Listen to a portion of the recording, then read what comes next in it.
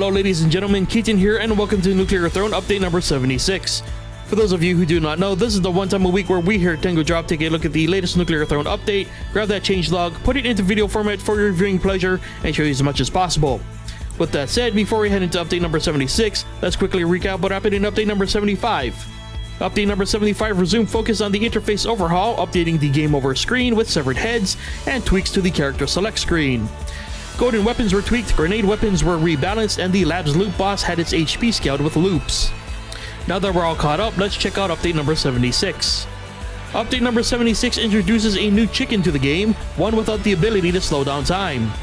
Yes, Chicken has lost her ability to slow down time, and instead is now able to throw any weapon she's currently holding. At any time during gameplay, players can right-click and Chicken will chuck the weapon she's currently holding in the direction of the cursor, striking the first thing in its path. This weapon throwing technique will almost always one-shot anything it hits, but the obvious trade-off is players can end up with no way to defend themselves afterwards. And yes, it's persistent even through portals. This change also brings a new thrown butt for Chicken, allowing thrown weapons to deflect projectiles, and a new ultra which gives thrown weapons a piercing effect. Vlambeer defend this change, stating that slowing down time just didn't fit in with the fast-paced action they're going for. They also mentioned it's still a work in progress, so players can expect some changes to this new ability in the future. In non-chicken related features, crowns have been removed, added, merged, and tweaked this week. A few examples include the Crown of Choice being removed, the Crown of Death and Crown of Explosion being merged, the Rush Crown being renamed to the Crown of Haste, and the introduction of the Crown of Risk. That's it for new content this week, so let's check out the fixes and changes.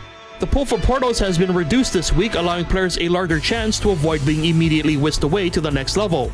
New golden weapon sound effects were added, as well as world-specific wall-breaking sound effects.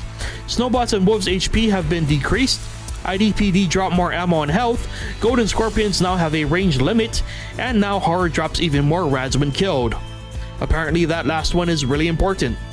Fixes this week focus on improving picking up weapons, Rhino Freak still getting stuck in walls, Low Hunter sound effects, and resets to loadouts upon dying. And that's a brief look at the large amount of fixes and changes made this week. As always, if you would like to read the full changelog for yourself, a link can be found in the description below. Now let's check in with what the community's been up to. It seems Team User Solid did not issue a challenge this week, or if they did, it's been buried under the discussion of all the new additions and changes made this week. So this week, instead of encouraging you to check out a new challenge, we're encouraging you to hit up the Steam forums and let Vlambeer know what you think of the new changes to Chicken and the Crowns. And that'll do it for update number 76. I haven't had any time to really play with the new update, but Chicken's throwing ability seems like a short-lived gimmick that'll require a lot of finesse to be useful beyond the sewers. That opinion may change in the future, but the fact that the weapon stops dead when they even tap a wall makes the ability almost useless in tight spaces. And it doesn't do too much for the attractiveness of the new thrown butt and ultra either. However, it seems Vlambeer are looking to remove elements that slow down Nuclear Throne, and if that's the case, I can only hope that this means fire traps are next. Nothing slows down a game of Nuclear Throne like having to wait upwards of 20 seconds to move because of fire traps. Anyway, if you haven't already purchased Nuclear Throne and you want to learn more about it, be sure to check out nuclearthrone.com. You can also subscribe to Vlambeer's Twitch channel where they live stream the development of this game every Tuesday and Thursday.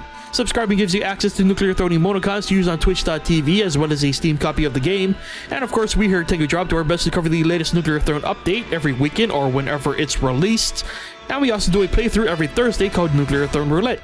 So be sure to check back often or just subscribe to the channel. As always, I'm interested to hear your thoughts on the latest additions and changes made to the game.